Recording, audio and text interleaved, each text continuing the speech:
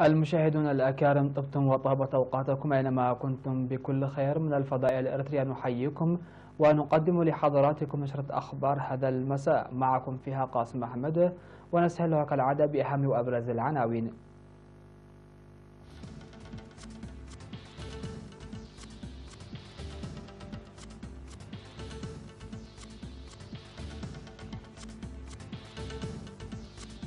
ورشة عمل حول إدارة تطعيم الحصبة والحميرة الفعالة في مدينة بارنتو. تنظيم دورة تأهيلية حول إدارة المياه في مدينة كرن. ودورة تأهيلية أخرى لتعزيز قدرات معلم المدارس الابتدائية في العالم الأوسط. الصين تلقي محادثات تجارية مع أمريكا. سقوط قتلى في هجوم على عرض عسكري جنوب إيران. إعصار عنيف يضرب كندا ويتسبب بأضرار جسيمة.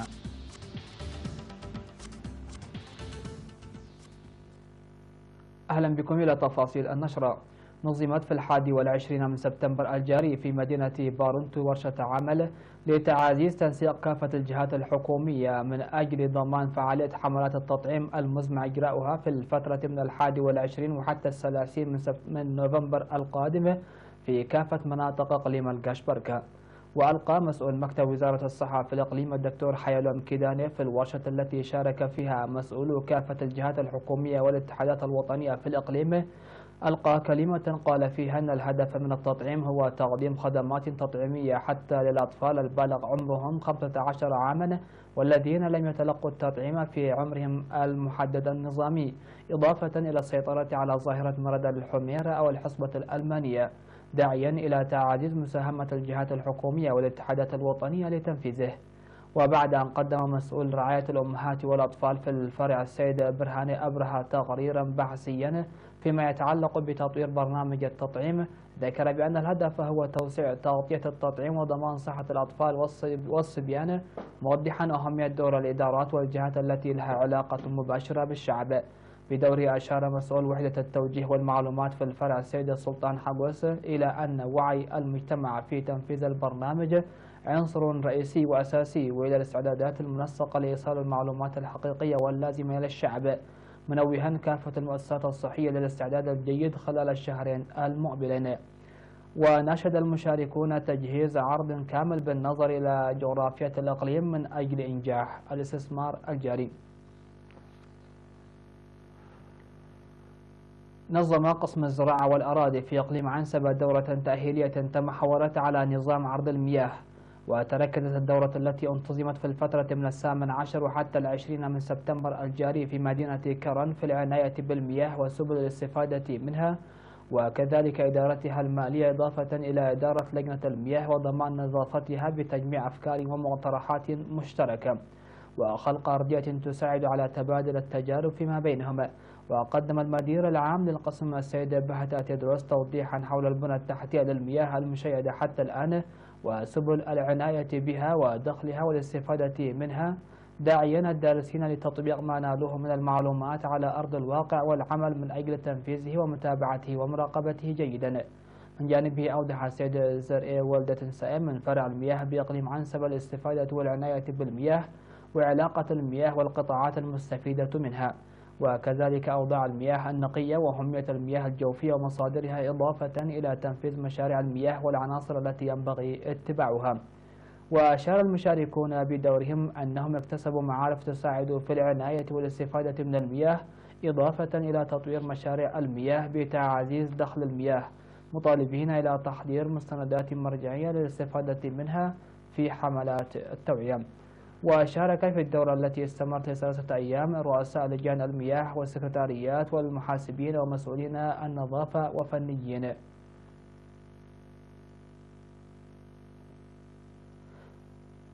ومن جهة أخرى نظم فرع وزارة التعليم في الإقليم الأوسط دورة تأهيلية لأكثر من 300 من المعلمين والمشرفين التربويين لتعزيز قدراتهم وإمكانياتهم.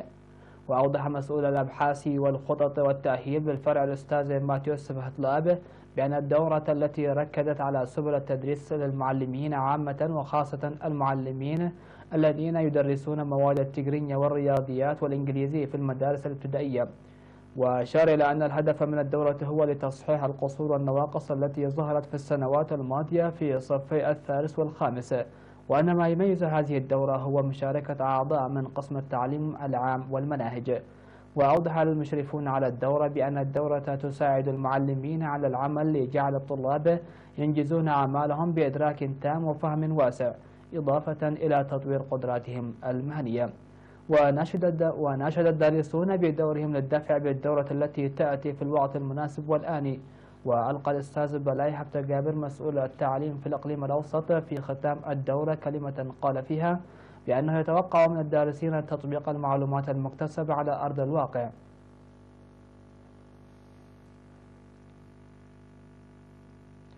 تتم صيانة طريق يربط بين مدينة نأفا ومدينة أدوبحة الذي جرفته السيول بنفير شعبي.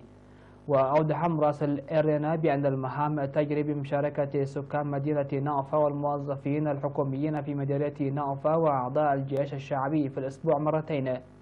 وقال المشاركون في النفير إن خراب الطريق كان يسبب عائقا كبيرا في نقل المرضى والحوامل إلى المؤسسات الصحية، مشيرين إلى أنهم يعملون بالتفاني والإخلاص لإنجاز البرنامج بنجاح. طريق نأفا دوبحة الترابي البالغ طوله 72 كيلومتر يعد طريق هام لمعظم مناطق مدينة أدوبحة في تحركات السكان اليومية. المشاهدون الأكارم، كانت هذه حصيلة الأنباء المحلية. نتابع بعد هذا الفاصل الحصيلة العالمية، فكونوا معنا.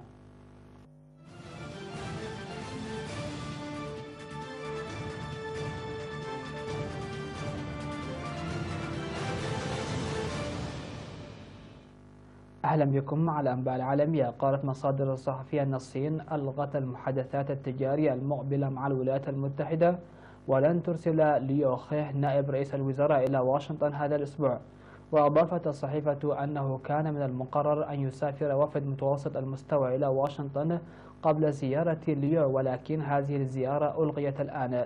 وكانت الصين قد أضافت الأسبوع الماضي منتجات أمريكية بقيمة 60 مليار دولار لقائمتها للتعريفات على الواردات ردا على الرسوم التي فرضتها الولايات المتحدة على سلع صينية بقيمة 200 مليار دولار، ومن المقرر أن يبدأ سريانها في 24 من سبتمبر الجاري. وفي سياق متصل، دعت الصين الولايات المتحدة الأمريكية إلى سحب العقوبات التي فرضتها على الجيش الصيني بسبب شراء طائرات مقاتلة وصواريخ من روسيا أو تحمل العواقب. وقال جينغ شوانغ المتحدث باسم وزارة الخارجية الصينية إن الجانب الصيني أعرب عن غضبه الشديد إزاء الممارسات غير المنطقية التي يمارسها الجانب الأمريكي. أفادت مصادر إيرانية لوكالة رويترز بمعطل 9 عسكريين على الأقل في الهجوم على العرض العسكري في الأهواز. وذكرت الوكالة أن التقارير الأولية تشير إلى أن العديد من القتلى من المدنيين، بينما قام بتنفيذ الهجوم 4 إرهابيين متشددين لقي 2 منهم مصرعهم، فيما تمكنت القوات الإيرانية من القبض على 2 آخرين، وحتى الآن تخطى عدد المصابين 20 شخصا. كما ذكر التلفزيون الرسمي أن الهجوم استهدف منصة احتشد فيها المسؤولون لمتابعة الحدث الذي يقام سنويا بمناسبة ذكرى بدء الحرب العراقية الإيرانية التي دارت بين عامي 1980 و 1988. ألحق إعصار ضرب العاصمة الكندية أوتاوا أضرارا بعشرات المنازل والمباني، وأدى إلى انقلاب سيارات حارما 130 ألف شخص من الكهرباء. وبحسب تقديرات الأرصاد الجوية فإن الرياح سرعتها حوالي 200 كيلومتر في الساعة ألحقت أضرارا بعشرات المنازل، وأكثر المناطق تضررا هي غاتينو في شمال العاصمة. كما انقلبت سيارات أو تضررت بسبب الحطام التي اقتلعت أشجارا.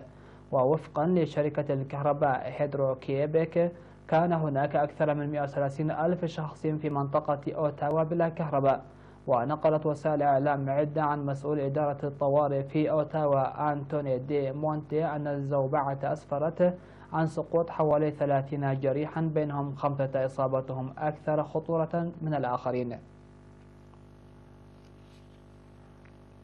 قالت منظمة الصحة العالمية أن أكثر من 3 ملايين شخص توفوا في عام 2016 بسبب الإفراط في شرب الكحول، مما يعني أن وحدات من كل 20 حالة وفاة في جميع أنحاء العالم مرتبطة بهذا السلوك. وقالت المنظمة التابعة للأمم المتحدة أن أكثر من 3/4 هذه الوفيات بين الرجال، وعلى الرغم من الأدلة على مخاطره الصحية من المتوقع أن يزيد الاستهلاك العالمي للكحول في السنوات ال10 القادمة.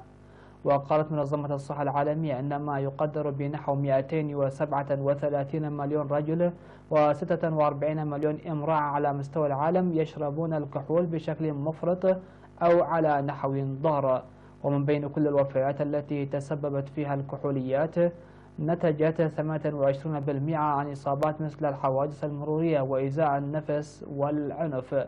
وأضاف التقرير أن من بين الإجراءات التي أثبتت كفاءتها وكانت فعالة من حيث التكلفة زيادة الضرائب على الكحوليات وتقييد الدعاية والوصول السهل إليها.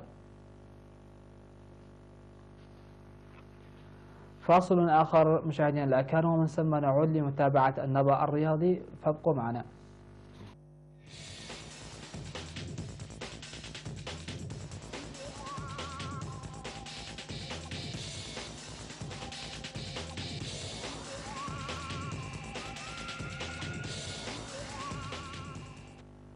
أقيم في تركيا سباق بين دراجة نارية وطائرة مقاتلة وطائرة تجارية وسيارة كهربائية و3 سيارات رياضية لتحديد الأسرع بينها.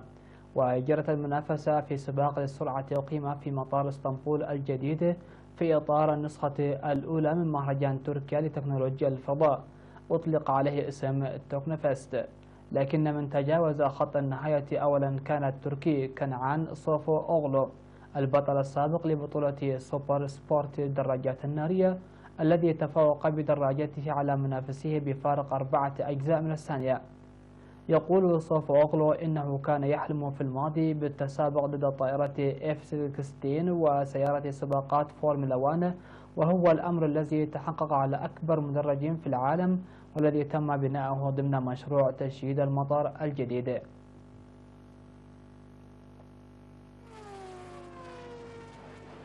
هكذا نكون قد وصلنا وإياكم مشاهدينا الأكارم لنهاية النشرة. شكرا لحسن المتابعة والاستماع، إلى اللقاء.